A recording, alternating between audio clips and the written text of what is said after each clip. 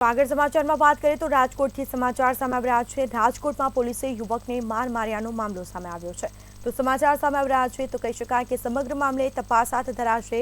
ઇજાગ્રસ્ત રાજુ સોલંકીનું સારવાર દરમિયાન મોત નીપજ્યું છે।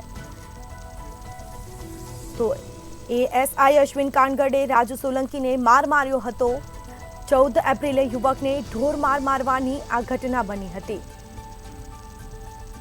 તો સમાચાર સામે આવ્યા છે। રાજકોટમાં પોલીસે યુવકને માર માર્યાનો મામલો, જેમાં ઇજાગ્રસ્ત રાજુ સોલંકીનું સારવાર દરમિયાન મોત થયું હતું।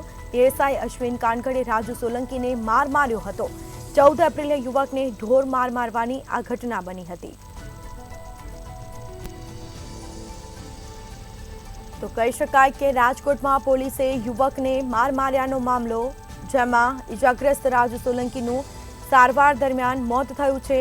તો સમગ્ર મામલે કાર્યવાહી તપાસ પણ હાથ ધરાશે।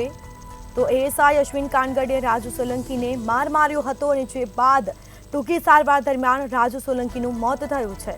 14 એપ્રિલે યુવકને ઢોર માર મારવાની આ ઘટના બની હતી।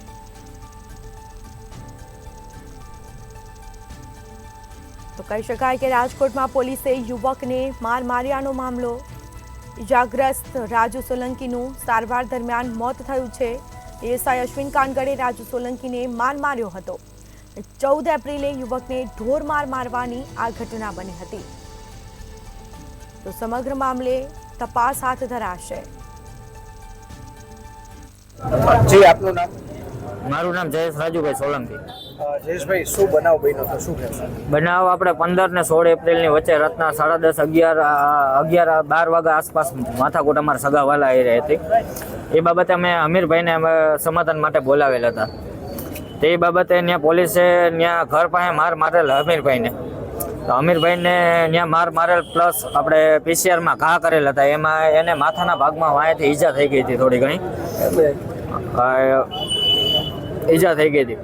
તે પછી મારા ફાધરને અને આ અમીરભાઈને બેને લઈને અહીંયા પોલીસ ચોકીએ લઈ ગયા, માલવીયા પોલીસ ચોકીએ। તે પછી હું બંનેની ફાઇલ લઈને જતો હતો કે આ બંને દર્દી માણા હે, તો તમે મારતા નહીં એ બાબતે।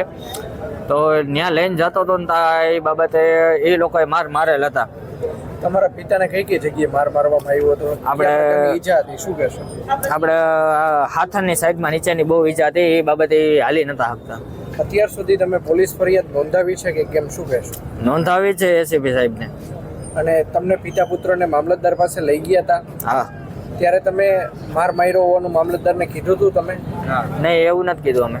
હવે તમારી કયા પ્રકારની માંગ છે? કોના વિરુદ્ધ અમારે ગુનો દાખલ થયો? અશ્વિનભાઈ કાનગડને અમે સખ્ત સજા મળે, અને એક અમીરભાઈ અને એક મારા ફાધર રાજુભાઈ ને બંનેને ન્યાય મળી જાય, અમારી માંગ છે। તમારા પિતા કેટલા દિવસથી સારવાર હેઠળ હતા? કઈ જગ્યાએ સારવાર હેઠળ અહીંયા આવ્યા હતા ને 3 થી 4 દિવસ પહેલા। તો એને સારવાર આપવામાં ન આવી, એના રિપોર્ટ ને આ તેને એ બધું કરી, કાગળિયો આપી અને એને દવા આપીને એને છૂટા કરી દીધા હતા।